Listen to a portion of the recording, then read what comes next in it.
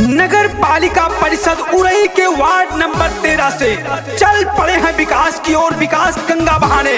सभासद पद के प्रत्याशी शिक्षित, कर्मठ एवं ईमानदार जगत नारायण यानी कि अनिल जाटव भैया।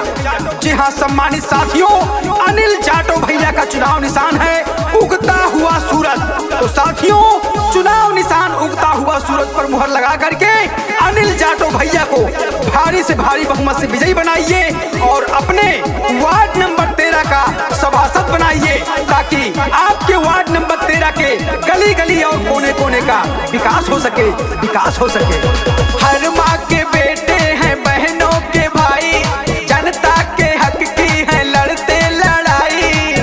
जय हो वार्ड नंबर 13 की जनता, जय हो। हर माँ के बेटे हैं, बहनों के भाई, जनता के हक की है लड़ते लड़ाई। अरे मांगे आशीर्वाद छूके हो पहुआ, ए चाची अब के जितैया चुनौआ, अनिल जाटव के जितैया चुनौआ। ए दादी अब के जितैया चुनौआ, अनिल भैया के जितैया चुनौआ। परिवर्तन की आवाज हूँ, परिवर्तन की आवाज हूँ, सबकी सेवा ही इरादा है। हर समस्या से लड़ जाऊंगा, वार्ड नंबर 13 के जन जन से मेरा वादा है, जन जन से मेरा वादा है। ऐसा कहना है अनिल जाटव भैया का। जी हाँ, वार्ड नंबर 13 के सभासद पद के प्रत्याशी हैं अनिल जाटव भैया, जिनका चुनाव निशान है उगता हुआ सूरज।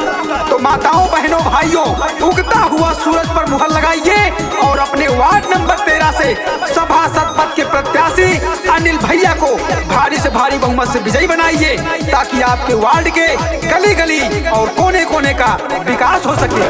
सब मिलके सपोर्ट करिहा, बस भैया के वोट करिहा। दादी भूलिएगा नहीं, चुनाव निशान उगता सूरज। सब मिलके सपोर्ट करिहा, अनिल भैया के वोट करिहा। करिहे विकास चमक जाई गौआ, ए दादा अब के जितैया चुनौआ, अनिल जाटव के जितैया चुनौआ। ए दादा अब के जितैया चुनौआ, अनिल भैया के जितैया चुनौआ। नगर पालिका परिषद उरई के वार्ड नंबर 13 से सभासद पद के प्रत्याशी हैं जगत नारायण यानी कि अनिल जाटव भैया। जी हाँ, अनिल जाटव भैया को उगता हुआ सूरज पर मुहर लगाकर भारी से भारी बहुमत से विजयी बनाइए और उन्हें अपने वार्ड नंबर 13 का सभासद बनाइए, ताकि आपके वार्ड नंबर 13 का चहुमुखी विकास हो सके, विकास हो सके। विधवा